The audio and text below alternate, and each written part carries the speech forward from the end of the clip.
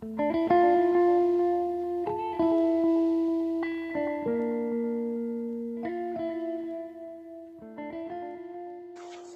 morning and welcome once again to today's roadcast, which is coming to you from Sherwood Forest, just north of the city of Nottingham.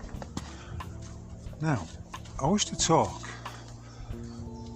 about a subject that is most prescient right now, and it is the subject regarding the unfettered immigration into, well, not just the Isles of Britain, but also to all Western countries, the United States included. An expression that you may use to describe those who have arrived illegally. In fact, an expression you may use to describe those who do not belong in these lands. In other words, people whose nativity is elsewhere. Simply put, if you're a native, then these lands are the place of your nativity. It follows logically that that is the case. An alien is somebody who is a stranger, a foreigner, somebody whose nativity lies beyond the seas. Now, the word alien looks very similar to the word alien, L-I-E-N. An alien is simply the right to possess something in the event of non-payment. So, for example, a mechanic fixes your car and for whatever reason you don't pay him. That gives the mechanic a lien over the vehicle. In other words, he has the right to hold on to the car until the debt has been settled. So something that is lienable is something which is subject to a charge, or something that can be taken away. By comparison, we have the word unalienable, and you'll often see this in regard to people's God-given natural rights. For instance, the right to freedom of expression, the right to travel. These are unalienable rights. In other words, they are not subject to charge and they cannot be taken away. If we take the word alien and we think about the word alien, that means each and every one of those immigrants is subject to a charge. They are subject to being taken away. That means, of course, that they are in a very vulnerable position. There's a meme going out this morning that I saw from Restore Britain, which is not a political party, it's a movement. And the meme is detain, deport. It sounds simple, but it is in effect a very simple operation to carry out, because each and every one of those illegal aliens is lienable. In other words, they are subject to a charge. They can be taken away by definition. And of course, you could argue convincingly that if you are here illegally, then you have no right to be here, and you are subject to a charge. So, just to round up my point about liens and that which is unalienable, there are many right now who are pontificating and presenting the view that our rights, our God-given rights, are given to us by Acts of Parliament, by legislation, by whichever hue of government happens to be presiding at any given moment. And this is simply not true.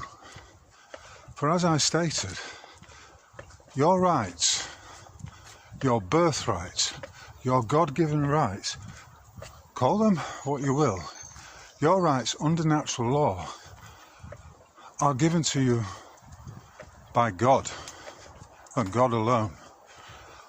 some may call God the oversoul or the divine creator of all that is.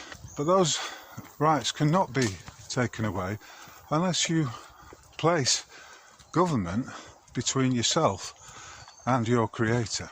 And you could argue that a sovereign individual has no one, no man-made construct, no individual, no religion, nothing between himself and his creator.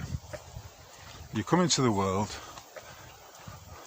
free, subject only to the one law, the golden rule: do unto others as you would have them do unto you. I find it very interesting. As you will be aware, etymology is something I am deeply enamoured with. And as I hope I've made clear, the words that we use, the language that we choose, the importance of expressing ourselves clearly and correctly is manifest. So in regard to the detain and deport meme, I would just like to say this. Sweden has managed to reduce its net migration figures by a considerable amount. It's the first time since the 1960s, which is obviously 50 odd, nearly 60 years since this has happened. And how did they do it? Well, I think it's pretty straightforward. Each and every illegal alien in this country is here not because they want to come to Sherwood Forest. They love the countryside, they love the people, they love the traditions and the culture. No, far from it. They are simply here in order to claim benefits. They are here for financial reasons. They've paid money to be ferried, to be trafficked, should I say, across the channel, with the involvement of a number of complicit agencies. So, in effect, let's just put it this way: if you work for the RNLI and you simultaneously think that you are patrolling and assisting those who need it all around the Isles of Britain, the coastline, in other words, and yet at the same time you're ferrying in, you've been instructed to ferry in dozens, thousands of aliens who have come across at least perhaps only part of the journey on these rubber dinghies, then you are acting as a traitor. There's no two ways about it. And quite often we will see that the trafficking of these aliens is being funded by the George Soros Foundation in cahoots with the Kalergi program, which is essentially just a nonsensical, satanic plan to breed out the white or Caucasian population of the populations of the world. It's a great replacement, as some might call it. But of course, it is very, very vulnerable.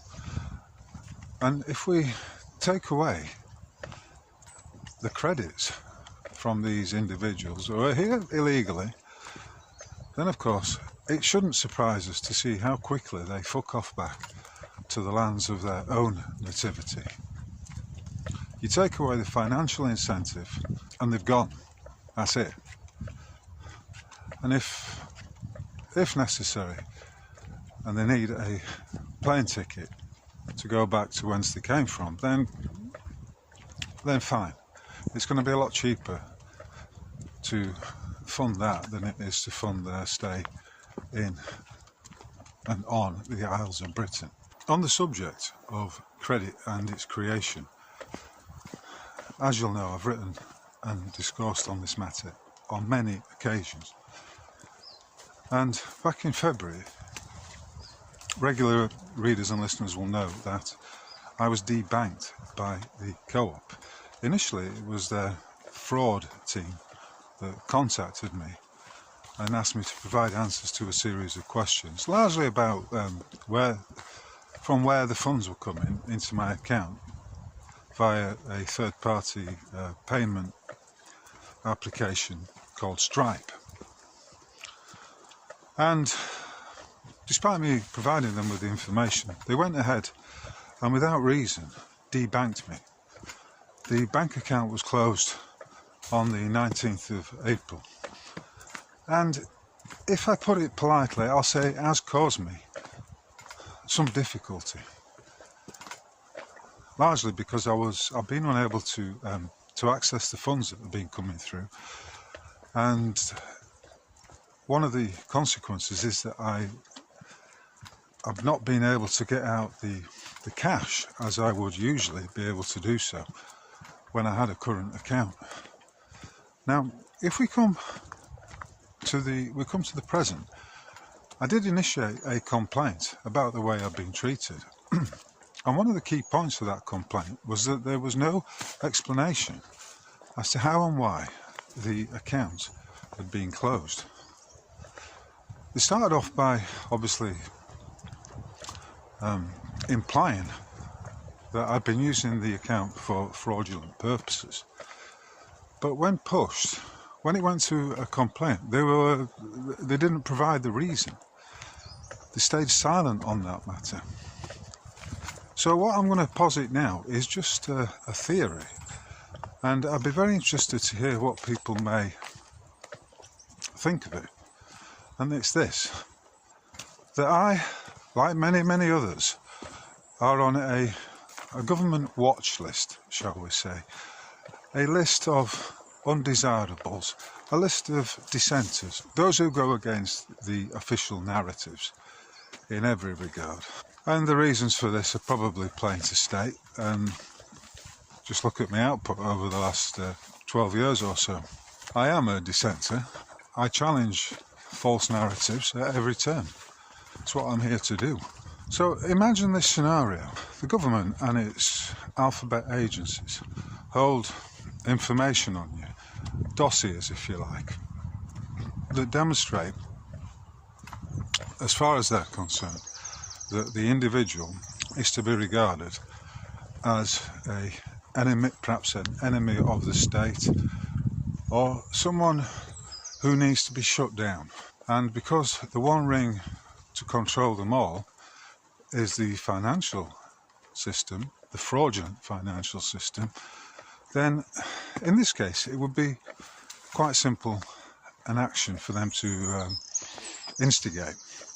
So in this scenario, someone at the government complains to the bank that, in my case, I've been putting forward views that are not in line with the official narratives. It's not, okay? So at that point you could say, well, you're a targeted individual. Okay, we'll take that expression, we'll use it. So I'm targeted, and someone at maybe it's MI5 or some agency of the criminal government decides to contact the cooperative bank and tells them that this individual is a right-wing conspiracist and needs to have his bank account closed down. However, you, the CEO of the bank, and all your employees are subject to a D notice or a non-disclosure agreement whereby you cannot tell the individual just how and why his bank account is being closed down. Now, you might say, well, that's a bit far-fetched, but I'm left at this point where, having looked at all the other possibilities and having considered all the alternatives, why would the bank fail to provide me with a coherent, in fact any answer as to the question of why my account was closed down? Why was I debanked? What is the reason behind it? The silence. So is it not logical to theorise that it may well be that their hands are tied by some kind of D notice or some kind of non-disclosure agreement that literally prevents them from providing me with the reason and therefore engaging in some kind of discourse? But the key point is, of course, I have done nothing wrong. They had no right to close the account. I was using the account lawfully for everyday kinds of things, And so it's, ultimately it's preposterous. But that's the situation. That is the current situation. Let me know what you think on that subject. I put out a essay this week, quite a long one, but essentially it takes you through how money is created, the fraud of the current financial system, whereby an individual's credit is stolen and misrepresented to him as a loan. In the simplest of terms, it is a form of enslavement, or what you might call financial servitude. And what you're effectively doing is using credits to pay off a non-existent loan. So as we move further and further into what the Central European Bank and the IMF and the Bank of International Settlements are trying to impose on us, namely a digital financial system which is reliant upon central bank digital currencies. And we factor in the fact that the governments of pretty much every government around this realm is in fact controlled by ultimately the dark financial overlords, the principals of whom inhabit the House of the Red Shield, or the House of Rothschild. So it's a digital trap, it's a digital panopticon, if you like. You've got this marriage between the fake state and the financial overlords, whereby the fake state is now able to, let's say, complain or issue a notice to a financial licensed credit broker that an individual who they have targeted is a dissenter, and therefore by way of punishment, because they may not like what you're saying, they will instruct the bank to close down your account. And as I say, because the bank is under some D notice preventing it giving the real reason or preventing any kind of explanation subject to a non-disclosure agreement, you have this ridiculous situation where the bank will close your account down, you will be debanked, and they will falsely claim that they have no duty to provide you with a reason for this. So it's a digital panopticon. It's a system of tyrannical control, and it's a trap. But as is the case with all of this bullshit, you may remember the notion of digital IDs or vaccine passports, or now they're putting forward this idea of a brick card, which in other words is a digital image of yourself that's been used as a form of identification. But none of it is about freedom. It's all about locking you into a artificial reality, a world in which artificial intelligence gets to make the decisions that affect your life, your ability to access your funds, for instance. And so you end up with a credit score system like they've got in China, all of which has been tested by the Chinese Communist Party in readiness for this rollout. And don't believe that the BRICS countries are not in on it as well. They're just another head of the Hydra. So it's an attempt to construct a digital prison. It will only work if you comply with it. You do not have to comply with any of this shit. You have the right to dissent. And I think we're at that point now, as I stated in my previous roadcast, that many people, many men particularly, are remembering who they truly are.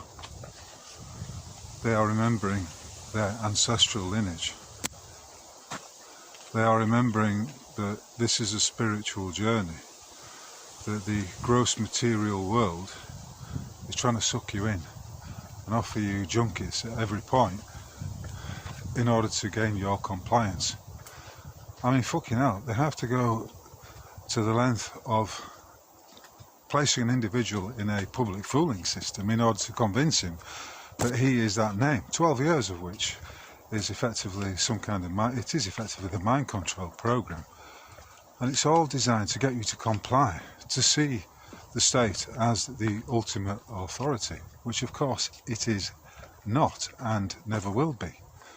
It only has as these apparatus, or is it apparati of the state? The apparatus of the state only has as much power as you give it, as how much.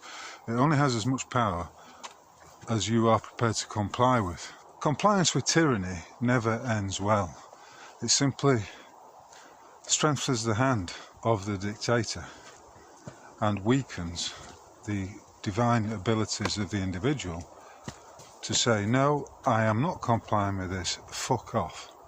I am not paying taxes to a criminal government to fund genocides abroad and at home. Fuck off, I'm not having it. And I'm certainly not going to have a digital ID card, a brick card. The fact that the likes of Christine Lagarde and the fat boy head of the IMF, is he called Augustine or Agustin? I forget his surname, but you'll recognise him when you see him. The fact that these two and others like Tony Blair are pushing for the rollout of the central bank digital currencies by the end of the autumn shows to me that they are fucking desperate. Hand in hand with the desperation, you see all the vulnerable points. And the key vulnerable point which I have been making this week is that they're attempting to build a digital financial system on the top of an already fraudulent one. It's fraudulent because it's a system of credit. It's a money system in which funds are created as debt, or should I say falsely created as debt, because nobody owes anything to any of these financial institutions. We are ultimately just seeing the exchange of digital credit. And when a digital credit system is controlled by a tiny few whose aims are essentially to genocide you and control you in every which way they can by the one ring to control them all, namely the financial system, then you can begin to see the pitfalls. But when they try and roll it out quickly, in other words, when the tests have not been adequately done, it will become clear to those who are paying attention exactly what the vulnerable points are of such a system. Now, remember, under the common law, under common sense, you might say, for hundreds of years, it's been the case that if you cannot provide the original instrument of indebtedness, and that instrument is valid, then you have no claim. You have no money claim or possession claim. And what the IMF, the BIS and the rest of them are trying to do, they know that, okay, which is why they have all these legal systems in place to attempt to obfuscate that fact. But essentially, if you are defending a possession claim under a void mortgage, and you ask them to produce the original charging instrument, the original valid charging instrument with your signature on it, they will never do it. They never produce it. So at that point, there should be no fucking claim. Under the common law, there would be no claim. But of course, the courts say, well, photocopies of photocopies are deemed to be acceptable. Yada, yada, yada. Again, it's just legalese that they are using to try and smooth over the cracks and to explain away these significant discrepancies. I mean, it's as simple as that. You haven't got the original instrument, fuck off. I don't care where it is. It may well be in some holding centre, some huge warehouse run by the likes of Euroclear, for instance, or the Depository Trust Company. But they recently stated they were looking to dematerialise, in other words, to digitise all of these instruments anyway. But my point is this: fraud vitiates everything.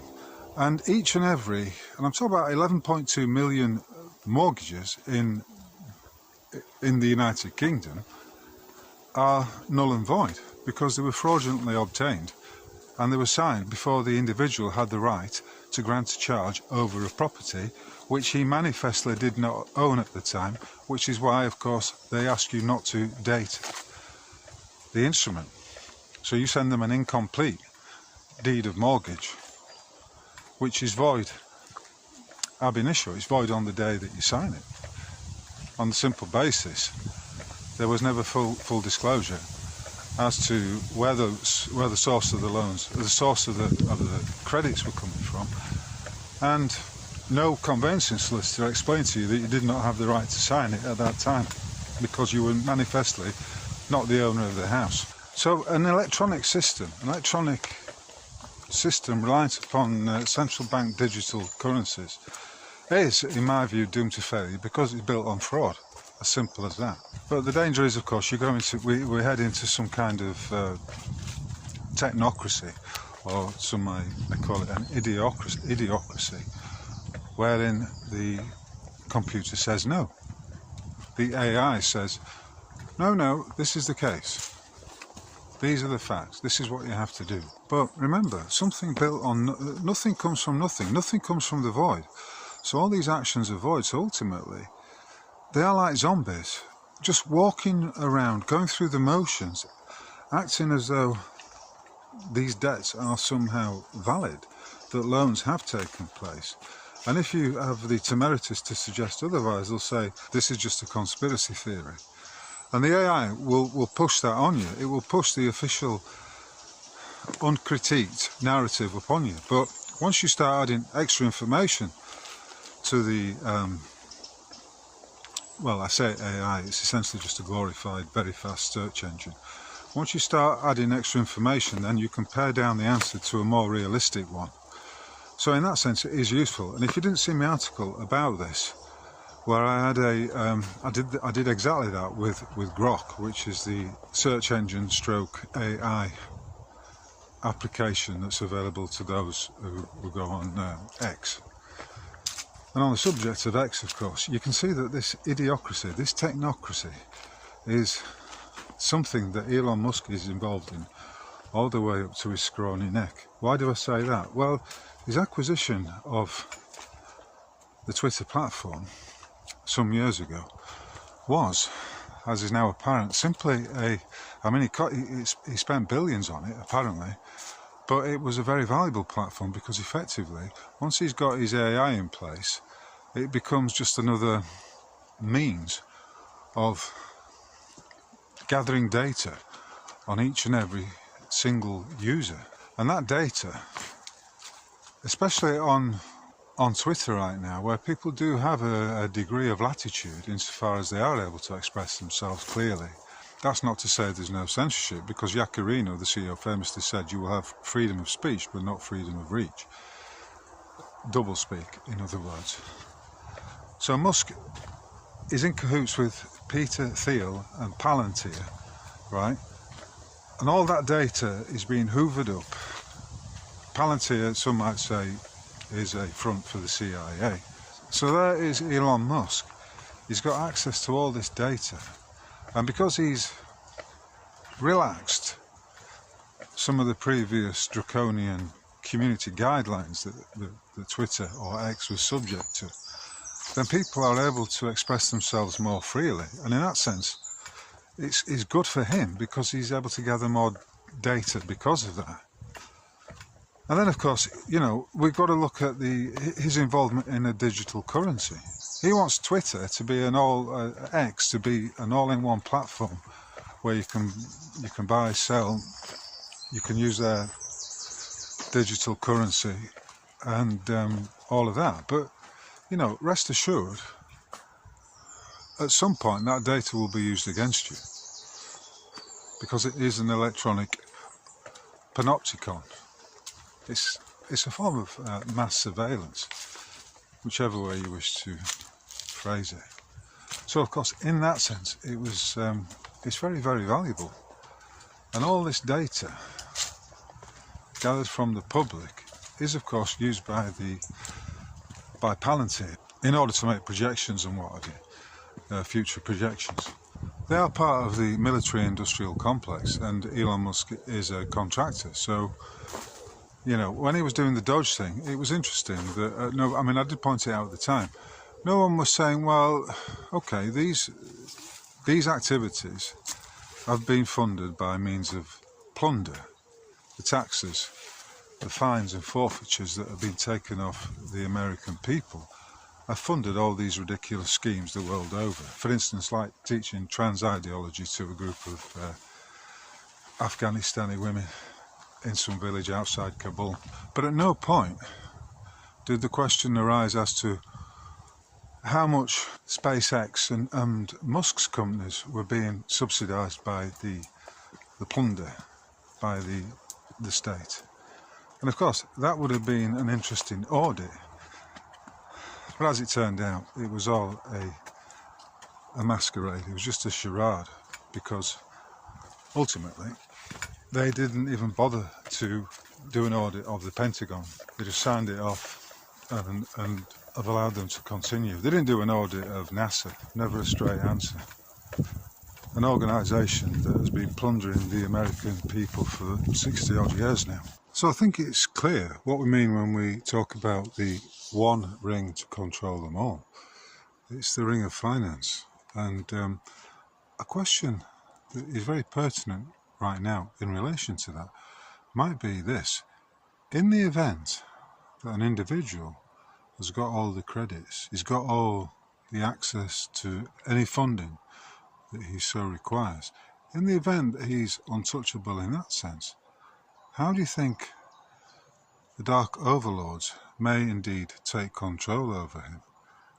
Would it not be through some sort of sting operation, through some sort of clandestine undercover operation, whereby that individual is invited to, say, a party on an island in the Caribbean, for instance, and during the course of that party, that individual engages in some criminal behaviour, often of a sexual nature, involving young children, or animals, or fellow humans who may be of the same gender as him. Whatever it is, and whatever his peculiar predilection, that is secretly filmed and captured. And therefore, at that point, you have the individual, no matter how, on the surface, how wealthy he may appear to be. You've got him by the short and curlies because of his underhand, potentially criminal behaviour, the release of which, to make it into the public knowledge, would necessarily be disastrous for him. Not to mention shameful. I say shameful, but of course, I don't really know whether or not some of these soulless individuals are actually shameless. So isn't it interesting? The wide-eyed director of the Federal Bureau of Investigation, the FBI, a certain little Indian fella called Kash Patel, and he's got a girlfriend who is a secret service operator for the Israeli fiefdom, Mossad, you might say. We're at that point now. It's as clear as the nose on my face just who these individuals are and how the entire world is nothing more than a stage show. So lo and behold, after the Attorney General, the lady called Pam Bondi,